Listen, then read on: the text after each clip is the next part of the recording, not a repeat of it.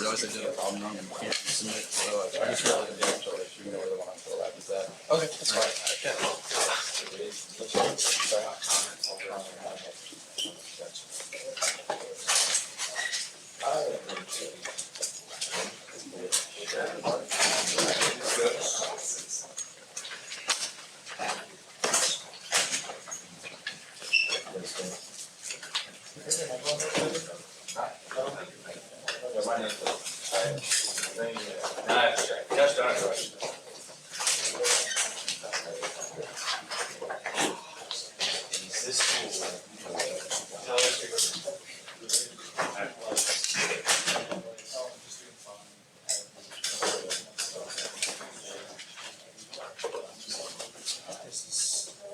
On what?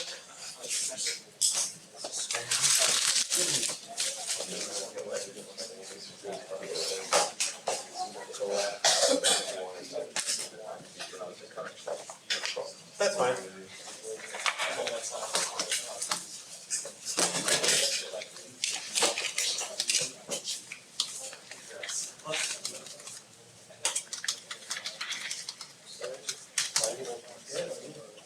It's us and James now.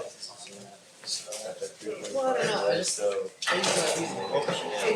when you ask people, they have like different answers and have different things. So we'll see how it goes. Don't worry about this.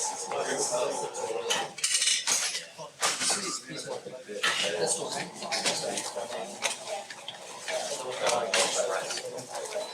I mean, you could, you know,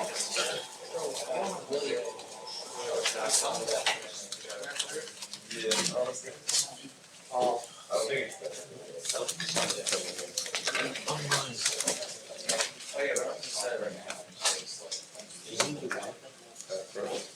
Yeah, we use that clip for the outside. Oh, I see.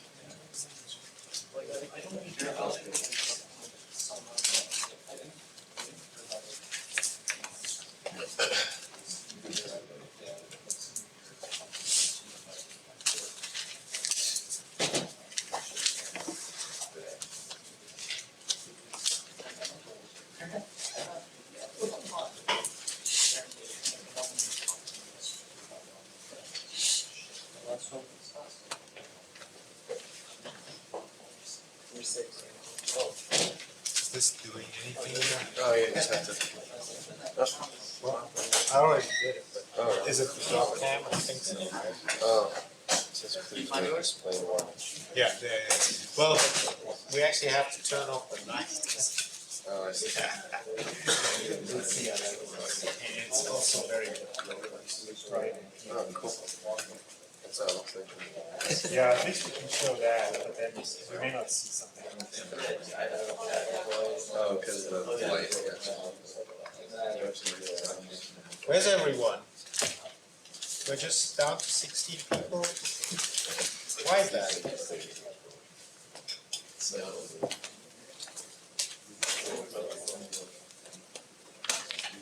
Or is something else going on today?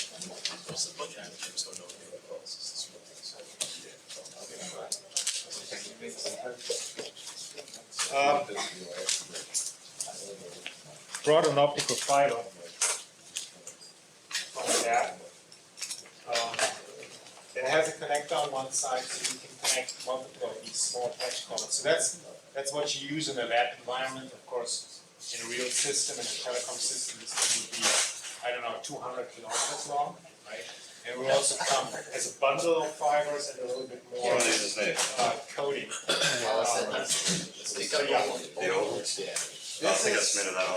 This is not quite. Staying away. No, I got it right. Excuse me? Huh? Are you staying or? Oh, I'm sorry. You doing? No, sorry. I. Sorry. No worries.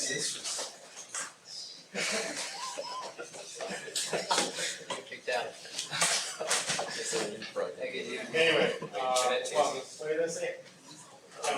Anyway, this is, we kind of stripped off the secondary cladding, the white plastic coating, and there's still another cladding here. So this is not yet the fiber unfortunately the fiber broke, but it's actually inside that other cladding. It gives you a feeling on how small these things are, and it's what's inside, of course, is glass, right? And you can bend it to some degree. At some point, it'll break. Or you can pass it around.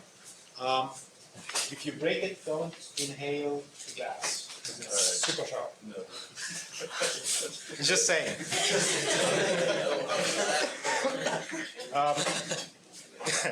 The other thing, and maybe we should do that first, because that, I mean, we may not have enough time at the end. This is a piece of silicon carbide, and that's a semiconductor, and I'm gonna upload some little bit of information about this. People use that to make sandpaper, because it's pretty tough material. It's not a single crystal, as you can see. And it's turns out it's an indirect semiconductor, indirect band gap. So it's actually a bad example to show you some light emitting diode, because I told you guys that you want to have a direct band gap in order to generate light from a semiconductor. Well, it turns out it works here, but it's very, very inefficient. And I think actually that was one of the first kind of LED that people observed, and that was way back. It's in the paper, I think more than 100 years ago, where they saw light emission when they apply current to such a material. Okay, and then it's important to keep in mind that this has nothing to do with I heat up that rock and it starts to glow. Right? That's not what's happening. It's spontaneous emission from electron hole pairs that recombine and send out a photon. Okay, so the opposite from what Bassem told you last time, the opposite from absorption. Okay, so we're going to see very, very little light coming out of this thing. I hope we do. And actually, it's kind of green yellow, at least the last time when we did it. And do you know where the color comes from? What defines the color of the light that's coming out? Wavelength. It's the wavelength, but what defines the wavelength? Why is it green and not red? Think about electron hole pairs recombining, and you get the difference as light. So what's that difference? Say again? But what energy? Band gap, yeah, it's the band gap. So depending on what you're looking at, what material, what band gap you have, you're going to see a different color. So for all the lasers that we use in telecom, the band gap is small, and it produces invisible light in the infrared. But if you choose other materials, you generate what's done in LEDs, visible light, okay, of different colors. And that's actually something you're going to talk about. Okay, so let's see.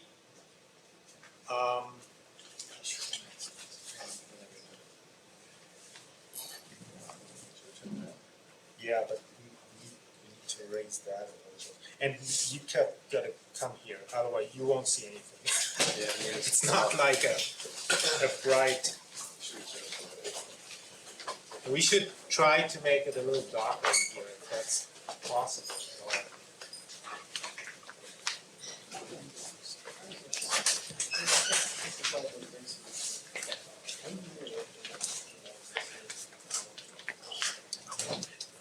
So they actually, the fiber doesn't look like that. It's from your seats actually bundled up. There's thousands and thousands of them bundled up. And that's protected. They're coated with tar, actually, just to protect it. And actually, first time they put under the water near the fiber optic, they actually. Because you don't like the brush it. Yeah, so they. So, I mean, I really told you how this works. Because this is clearly, this is not a laser, right? This is also not a PN junction. what we actually create here is I put metal from the probe needle on a semiconductor. That gives you a metal semiconductor contact, a Schottky contact. And we're going to talk about that next week. It's similar to a PN junction, and well, we can create light out of that. You can also absorb light in such a fashion. Station that has an amplifier, so optical amplifier database. And so they can see, they can track which signal. Also, we have one station and one station, that's like in the middle. And you notice that there's no connection between the two. Right? So there's, let's say, a broken glass, right? So they actually go You have down, to change the take whole it, thing. take it all out. You change the whole They thing. change it. So you don't fix that simple flaw. That's what I'm saying, it's a good idea because of the speed it works. But in terms of, Well, they're very robust, they don't normally break, alright, like, in the front of their seat, they protect it pretty well. So it's rare that they actually break. Usually in the lab, when you're playing with more flimsy fibers, then those ones can break much more easily. The ones that are protected with tons of layers of different materials. I think we have to turn that off, otherwise we won't see anything. At least trying to get permission from the rock.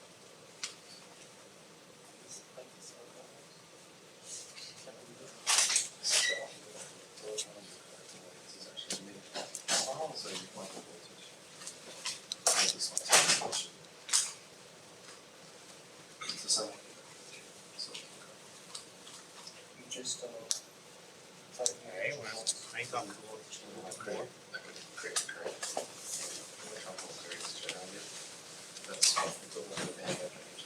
The band average of that is invisible, right? So you should be able to see that.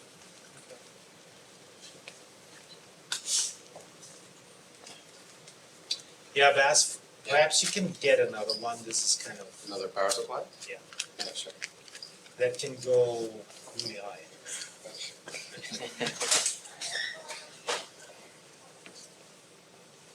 I'm at 20 volts now.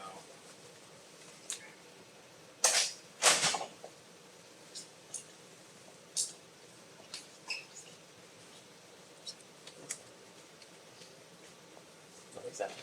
Okay. So let's make sure we are using the right pin.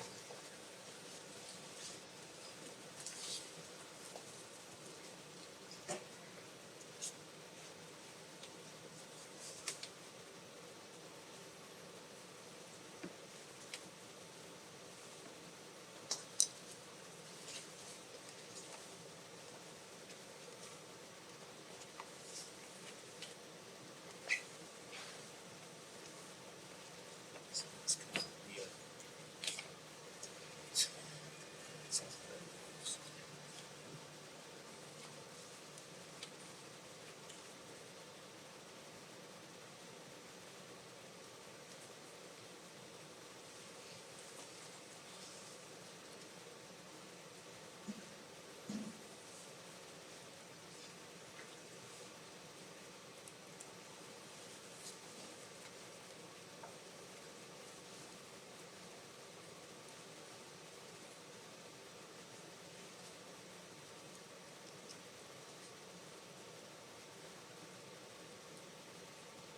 It's not too much going on, right?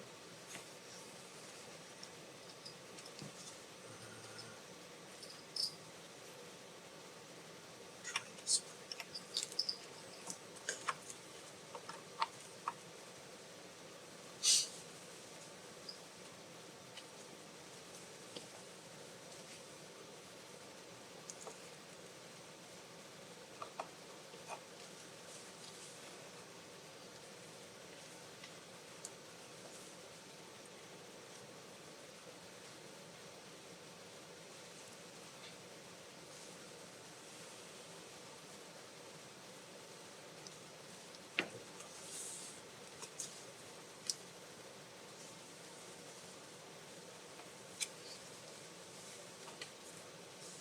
I think I remember we used something more closer to 30 volts last time, didn't you saw something.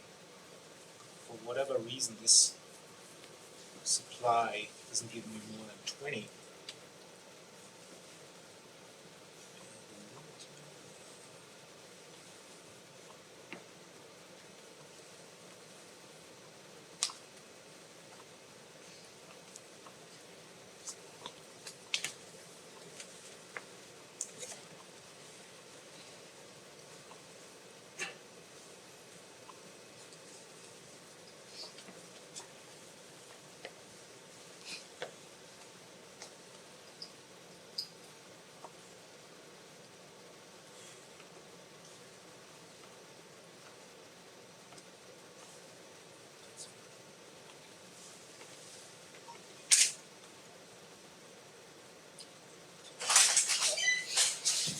Let's try it.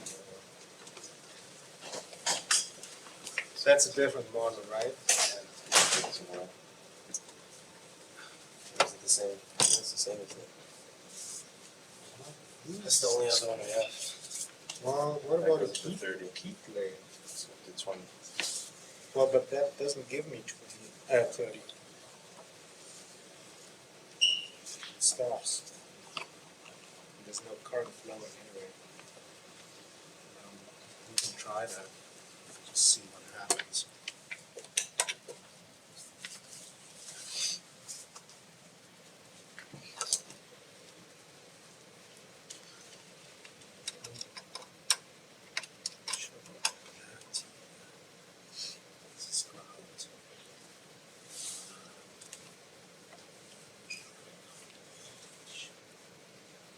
Ah, that at least looks better on the screen.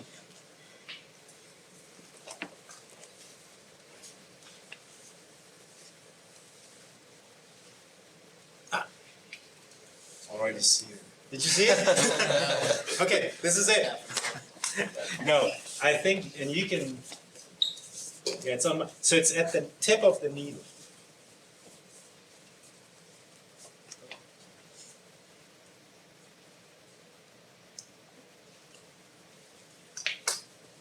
I see it. Maybe you could put it on the screen. No, okay, how do we're gonna do that? Voltage off.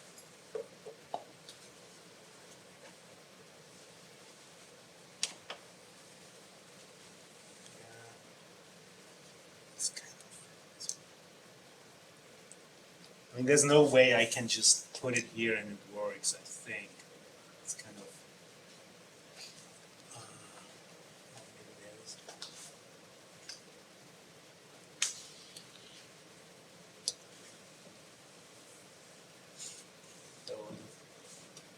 Okay, who wants to try? Maybe we can do a little bit more.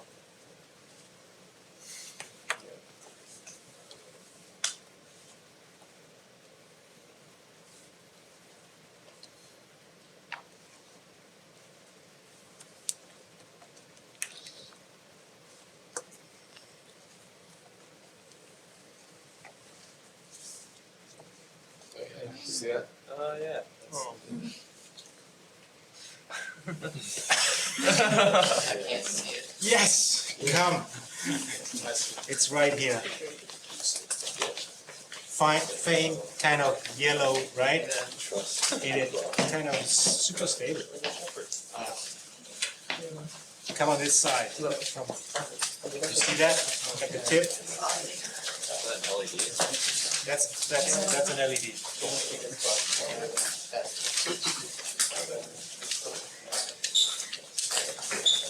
So what is that material? Silicon carbide. It's an indirect. The tip of the needle. There's a faint. Oh, yeah. I turn it off. I turn it on. Off on. Oh, You see it? That's a metal. You can show that? We can try.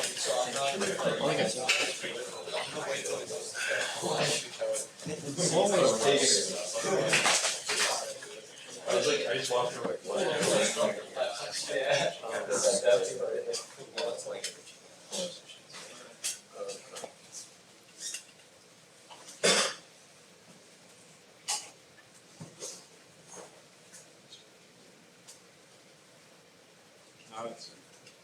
It's dead.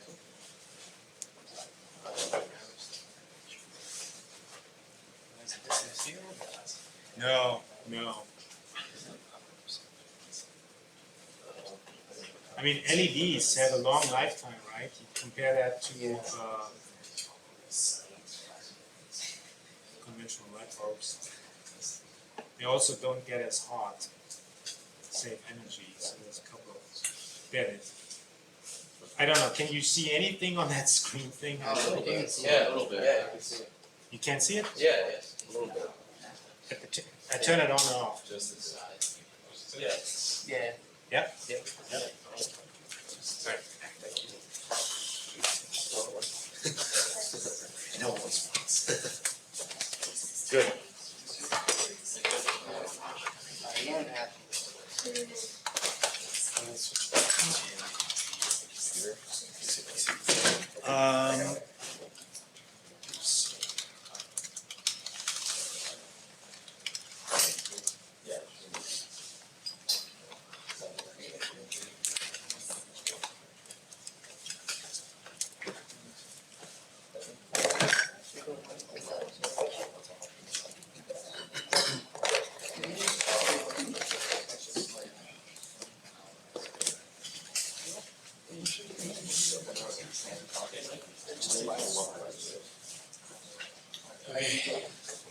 So, last time we talked about the different mechanisms that could go on within an atom or a semiconductor crystal. We talked about absorption last time, and from absorption we got photodiodes, photodetectors, solar cells, modulators. And the other mechanisms we briefly went over was spontaneous emission and simulated emission. And spontaneous, like I mentioned before, is what's used in LEDs, and stimulated is what's used in lasers, and we're going to go over that and what each of those are.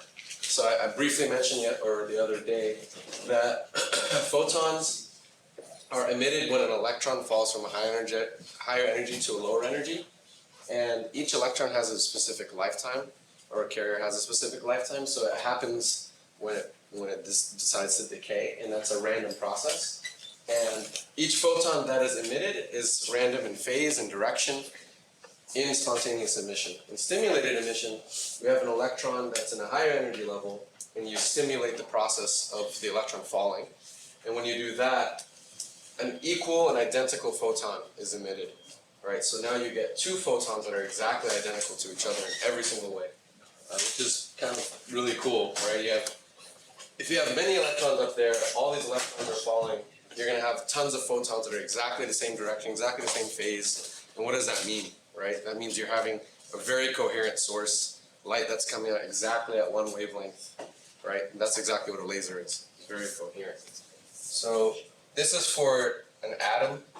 We could extrapolate this, like I said the other day, with conduction and valence band in a semiconductor. If you have openings for electrons and holes, electron can fall and recombine with a hole, and when that happens, a photon of light is emitted. So this is what's happening with semiconductors. So you could play with different semiconductor materials to control these mechanisms.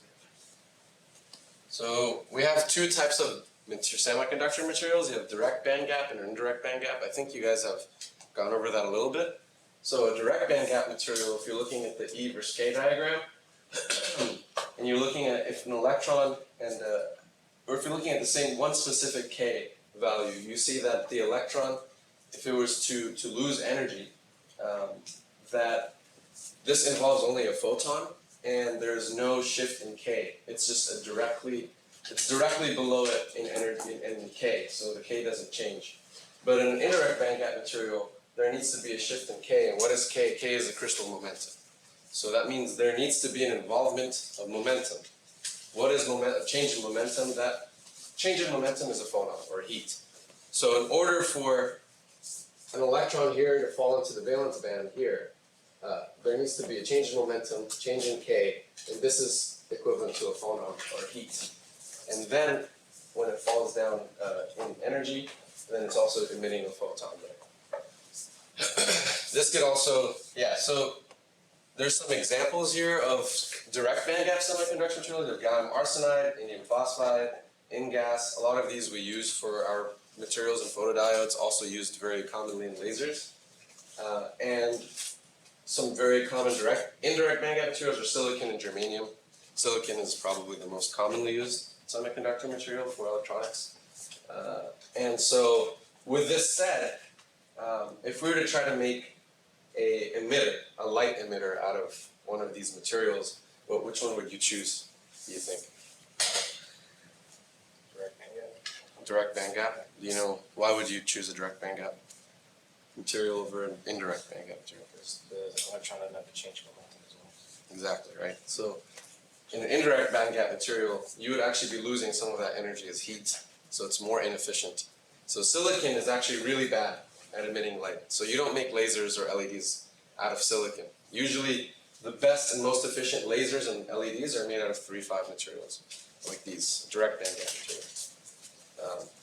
So with that said, what is an LED?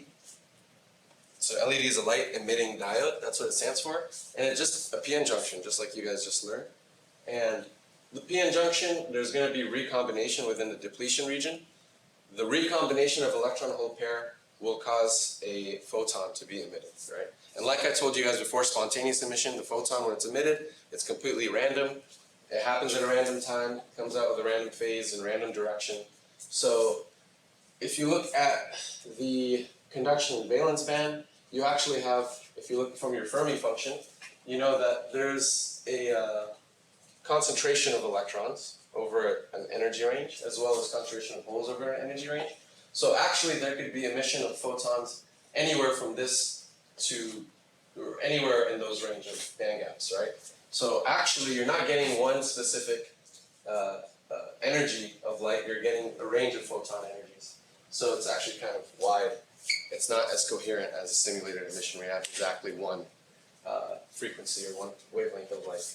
So if you look at that PN junction, you put a couple electrodes on them, you see that light will come out in all different directions, and that's obviously not so great all the time. So you're going to have things such as back emission, reflection, absorption. So back emission is, well, light, you don't want the light to enter back into the junction, right? Because you want the light to emit out. If it comes back in, other things can happen, like absorption. So the photon that is emitted can actually be reabsorbed by the same PN junction. So you're losing that photon of light that you want it to be emitted out, is gone now. And reflection, you want the light to leave the PN junction, right? So it could actually reflect off of the surface back into the diode, right? And that's, again, you don't want that. You want the light to be emitted out.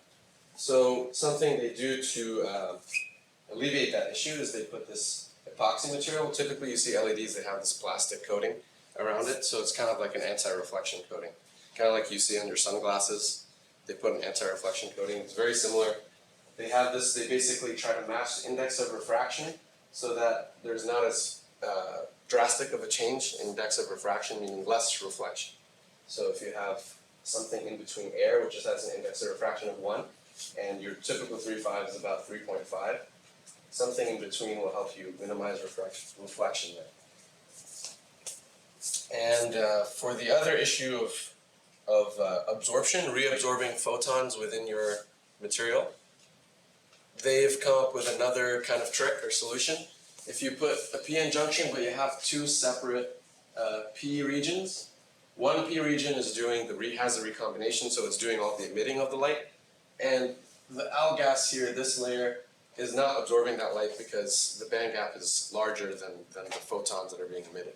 So that light that gets re-emitted inside the junction, it doesn't get absorbed there, so they do that to make the LEDs more efficient, so the light can still be emitted where you want it to be. So yeah, LEDs are pretty important, as you guys know. So, so this is a timeline of lighting, right? We started with incandescent light bulbs, and we had oil lamps. Yeah, actually, even before that, we had oil lamps, and some oil lamps are still used today in different regions of the world. But eventually, we got the invention of the red LED by Nick Holonyak, and that was really the first LED. And LEDs started to be used in tons of applications, right? Like in traffic lights to LED displays and many different things. And now, the more efficient most efficient light bulbs that we know of today basically are LED lights, right? Actually, also in 1995, I think it was, gallium nitride blue LEDs were invented by Suji Nakamura. He actually got the Nobel Prize a few years ago. That's him, and that was me meeting him when he got the Nobel Prize. So he's actually a professor at UC Santa Barbara, and so they had a press conference for him, and I got to meet him. So he's a really nice guy, even though he doesn't seem so happy here. Because he's so serious. So this is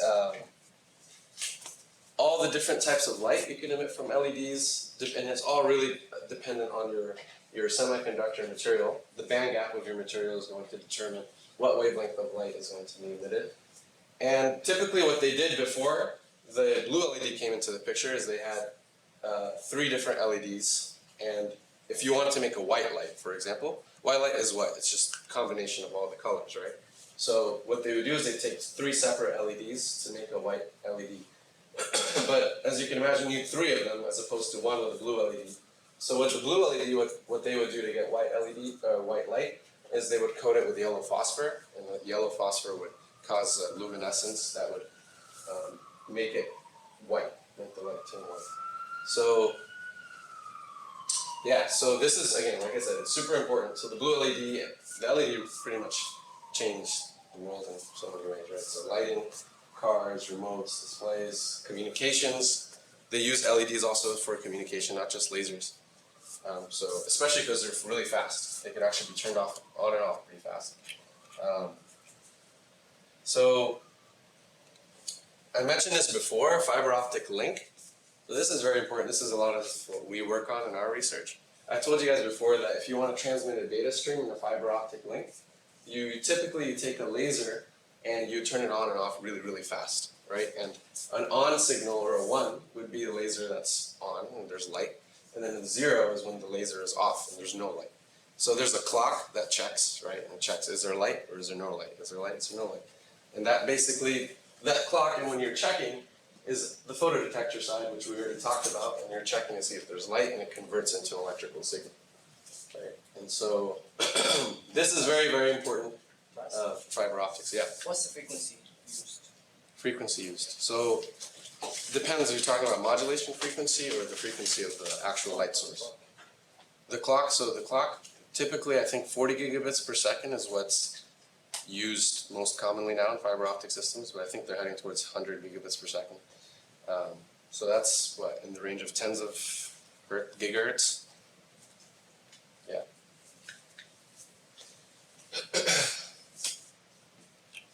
So laser, what is a laser? So I talked about how lasers are used in fiber optics and how they're really important.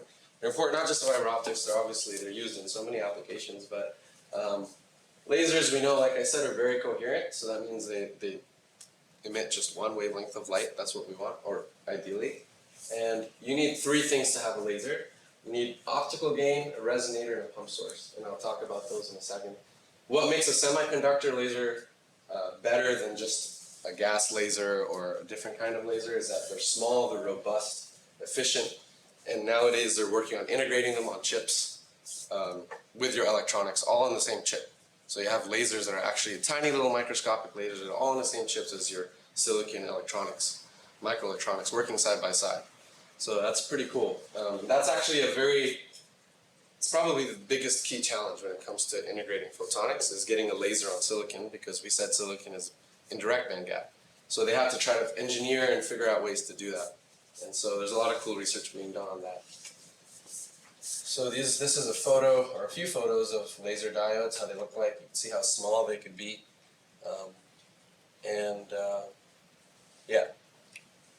So like I mentioned before, you need 3 things to make a laser. What is a laser? So I mentioned it's light amplification by stimulated emission radiation. So you need stimulated emission, and you need amplification of that light, right? And also you want it to be coherent, so you need one wavelength. That's why you need all 3 of these things. So gain, the semiconductor material can provide you with gain. Gain meaning, if you have stimulated emission, you have 1 photon in, you want to have more photons coming out, right? That's what gain is. Power out over power in.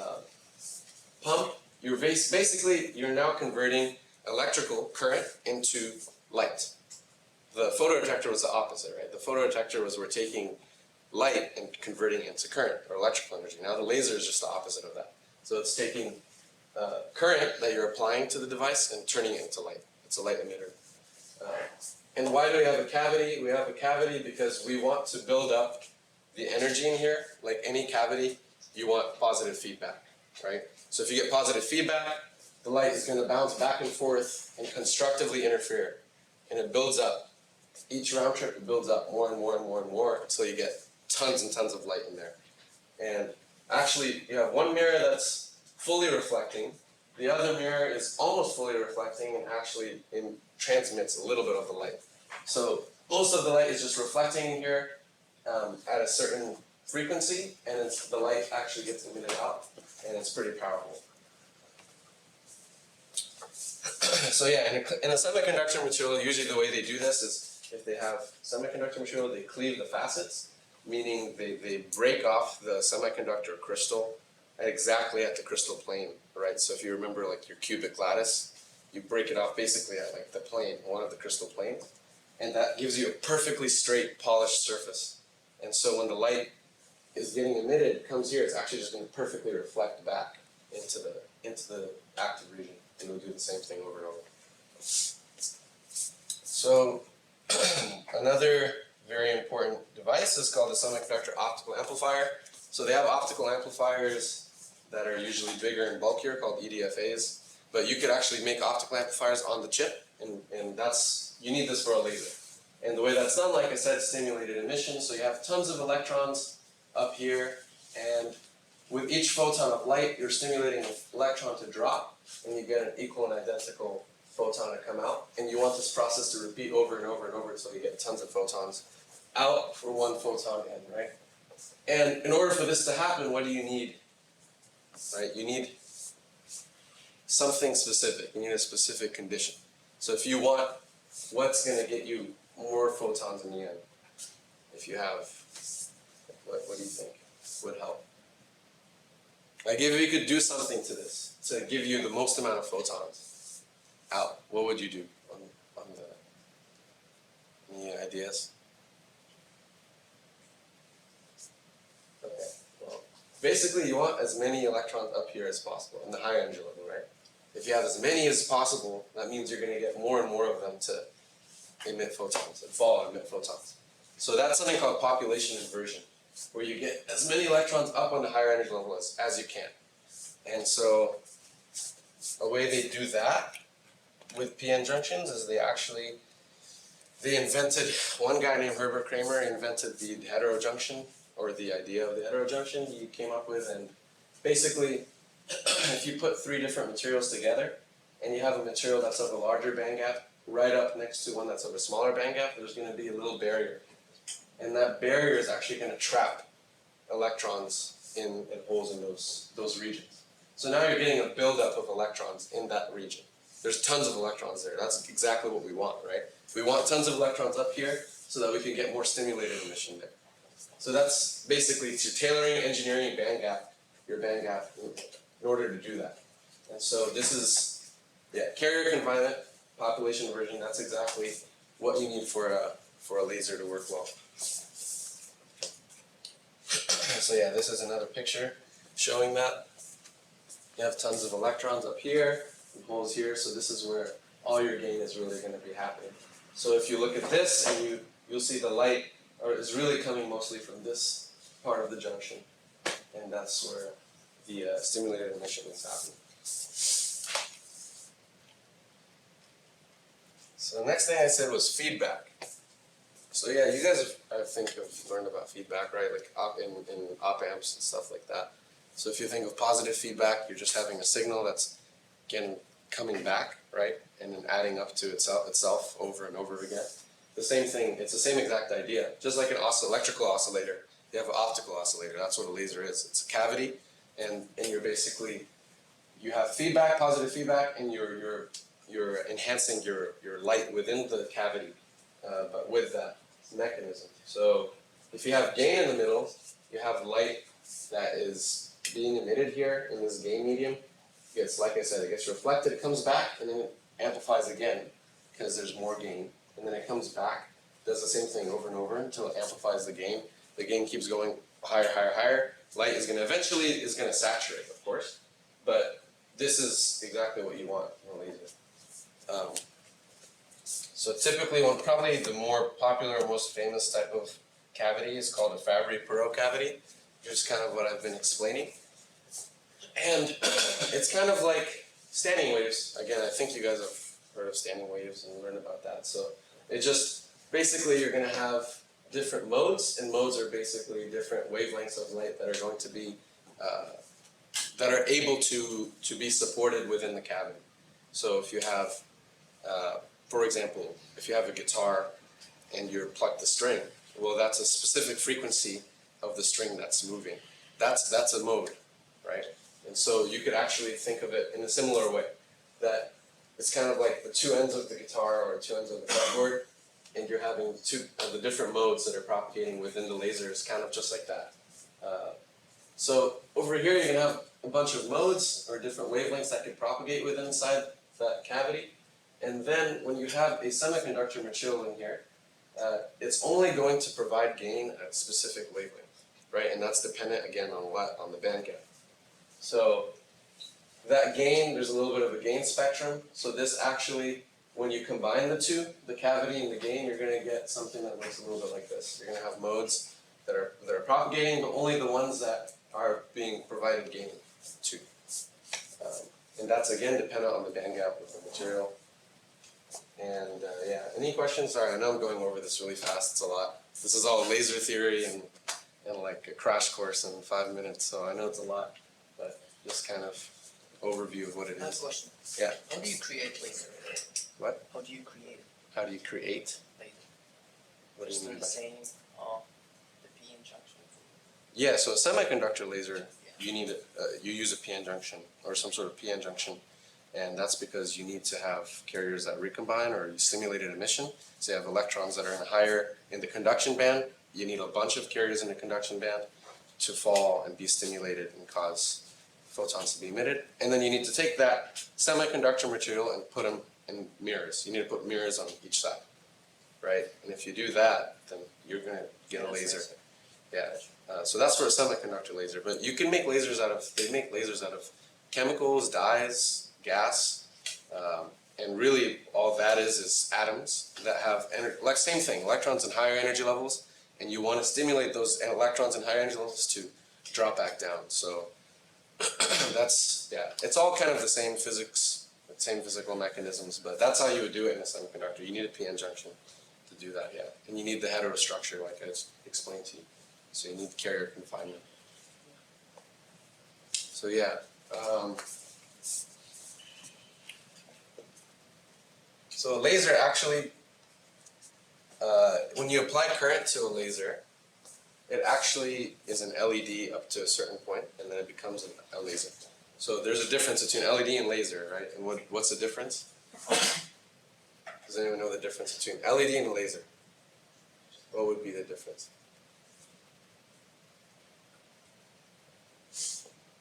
Are they the same exact mechanisms, or are they two different mechanisms going on? Think of the very first thing I put up here. Coherence. Coherence, okay. And where does that come from? That there was two physical mechanisms that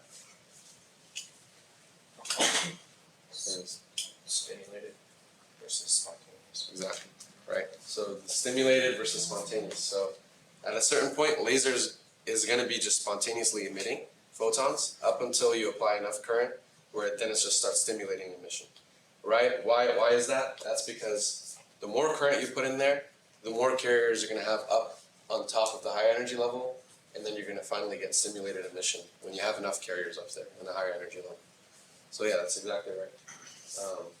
So you have carrier density. As you increase your carrier density, you have gain from the stimulated emission.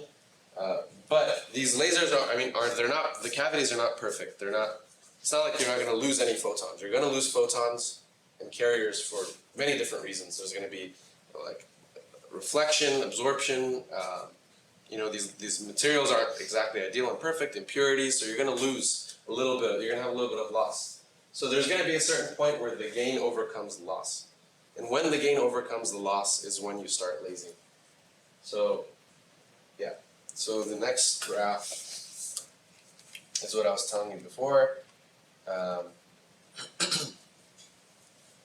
Yeah, after that, that's what defines a threshold current, is your gains inside your cavity overcome all your losses inside your cavity. So now you have a net gain, right? So if you have tons of gain, but you also have tons of loss, well, if you have more loss, you have no net gain, right? You have less than zero net gain.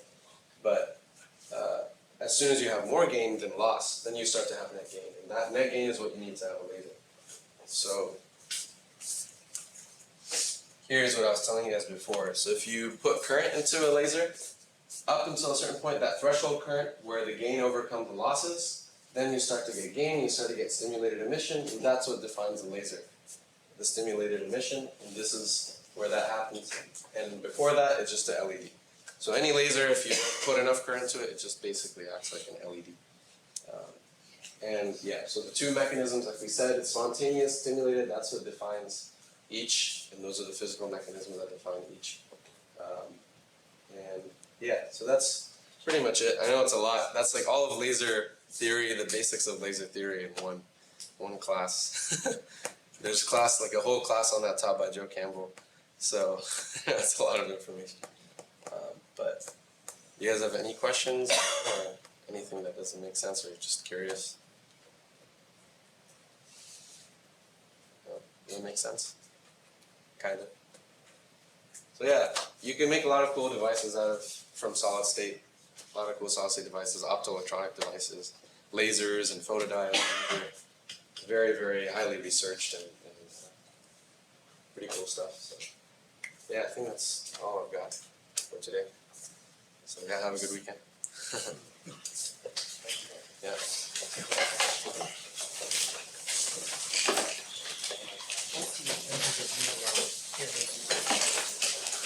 So laser gives you a very coherent source. So you need to contact why not do that? When you're transmitting data, fiber optic, you don't want to transmit data.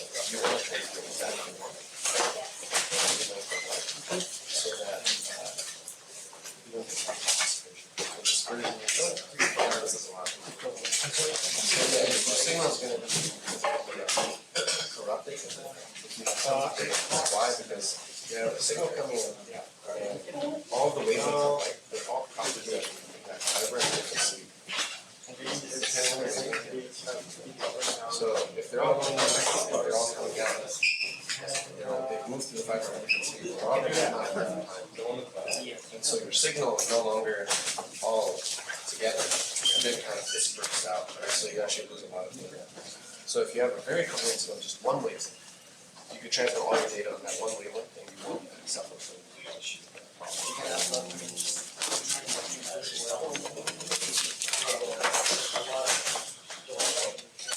Yeah. Actually, we each have one data stream, but each fiber can carry several signals on it. Right, that's different from the electrical wire. You have just one electrical signal. You can separate them, interfere with each other. With optical signals on a fiber, they won't interfere with each other. There's modal dispersion, but otherwise, they won't interfere with each other. You could actually put all the signals multiplexing. So you put all the signals. And I just remember in terms of one, some people who aren't here so today, there's a third grader on Oh, okay. Yeah. Yeah, I usually don't know about those things, Oh, okay. and it may have a good reason. Same exact idea. So when Yeah, and then the whole thing becomes white, right? exactly. So that's a lot of data, they all combined as one. Each color contains a different data set. So now you can have several different data streams in the same, you want it to be The like, total width. so there's, in laser, usually a laser, you have, okay, to be clear, it's not exactly one wavelength, it usually has a little bit more bandwidth, so it's a little bit, so maybe 1549 or 1559. And then, like that, yeah, and And then on that, you actually, they operate typically like 100 channels. Can I ask you a quick question about the Sure. home? All very small. So I think question 2 on this, was asking about the carrier concentration, But if you're minority too far concentration of, when light hits it, right. Light of different colors, if Wait, it's really far from each other, they're gonna move a totally different. I was just thinking if, Down the fiber, so Yeah, it's really sensitive. This So is- you want it to be a linear. I was thinking that the farther, the This is deeper you go into the surface, That's the big This is the way to there'll be a decrease in LED. minority carrier. So LED, you're getting. So that's what you want. You can't translate it with LED. Is it They have used like LED for kind of like, there's this an one? idea that they're actually. Isn't it like, This- because when there's more light that going was like into my it next itself, question to you. Yeah. it's increasing. So you could transmit Uh, the recommendation. Right, but it goes up to a Because certain lasers, point, typically as lasers, the it's just recombination rate it's like not- increases. Oh, this is over time? Yeah, This is the time yeah, axis? LEDs. Yeah, but doesn't it say for steady state? right, because then it goes into, Yeah, this would be, I don't think did they take a point off for The that? Wi-Fi kind of sometimes it's visible light, it's just like a light bulb. They should not, because I think that's correct, right? It actually I mean, is. you wanna make sure, I think you, So it's actually flickering But it has to be- on and it off has to really be fast. You won't visible. notice with your eye, because your eye don't keep up. so Switching fast and light. I guess After that's- that, you can't. you create a lot of these carriers on the surface, right, and you keep creating them, Flicker. and you're looking at steady state. And since you have so many on the surface, you have a gradient in concentration, so they start diffusing into the semiconductor. Right. And eventually they will go away, because they will recombine. Yeah. So that's the exponential story. If you're far away from the surface, there's probably no excess extra So we can carrier. see. Right. Should be in the- So that's fine. So it's Yeah, super long way. this is fine too, but it doesn't show any label, and I didn't ask for it, but I'm willing to Explains give that I was thinking you about the life. that point back, because I mean, I don't think Data they really. with LED, it's not, it doesn't work yet. No, they've So, avoided it. we're just looking at There's this actually point, right? right, where it's steady state. Because whenever something changes over time, it's not steady state. yeah, So- so I guess describe the dynamics. This is just, I was just thinking about the incident as, like, that's- as it goes. I mean, I don't know if the strategy was just give as many plots as possible and then they can pick the right one. Well, I understand that, but I think if you understand this and why it is, Okay. and this is not The good wrong, idea actually is the one used to be. if you say, okay, in It was at these times, I have steady state. Here certainly, Yeah, so- so yeah, I'll give you an extra point for Yeah, that. it's the same company. Oops. Yeah, Um, so data was transmitted Yeah, I don't using need to Wi-Fi. put it in. the issue though is. Thank you. Okay, that's what, Okay, that's good. Yeah. there was a Are question, you taking them, are you taking them from me? was there a question? Yeah, We're just talking some curiosity. yeah, he just asked me the same. Well, Different questions. me a question? No. Okay, Yeah, but we asked about what's the I have my frequency? name. Oh, yeah, one question, so the frequency of light bulbs, what is it, 60 hertz? It's 60. Is it, and what is the frequency of your eye? Oh, the AC, right? That's your AC, it's 55, 60 hertz. And then your eye could keep up. Your eye with, can keep up. Mine can keep up with that. No, mine probably not, but Thank you. I think that's a little too fast, actually.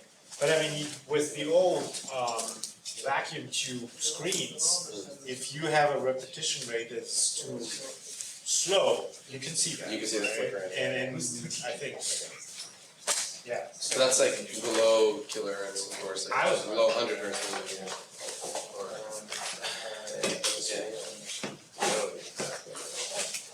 Yeah.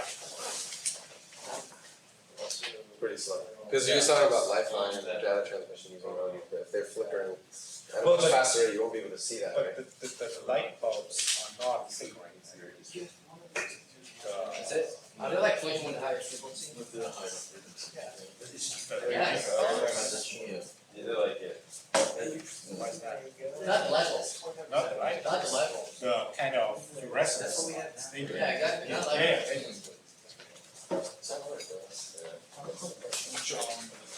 Thank you. What you meant about this question. Right, the field of a basin Yeah. I know. Can you help him Oh, yeah. bring that back? And maybe you can take. I finally Okay. did. Oh, yeah? I got it. Okay. Okay, well, we do it like this. Do you need me to take that? No, it's fine. Thanks, man. This is at a very high voltage. So you need to look at the electric field. What that is. And then you're gonna see that the field is so high that you can't use Ohm's law. This is Ohm's law, right? The higher the field, the higher the velocity. It's the linear part of the velocity versus the electric field part. And that's fine for the first part. We know that if you keep increasing the field, the velocity gets constant, right? And that's not ohmic, the Ohm's law of the behavior. So the velocity you're gonna get is actually lower than what you just calculated. Because this would just assume, well, if I make E high enough, the velocity can do whatever compared to this. This velocity saturation limits the maximum carry levels. And it makes sense, because you're in a solid, right? You can apply a field to stellar pairs, but there will be a limit. There's friction, right? Yeah. Sorry about that. I don't know what to do. Bro. What class are you at? I think I'm just gonna take some. I'm taking. The other alternative is I just drop the AP name on there, but then I don't have to take two electrical. Wait, no, if you already have whatchamacallits, some more 3,000 level math classes, you can use them as your tech lesson. I already have it. You need to.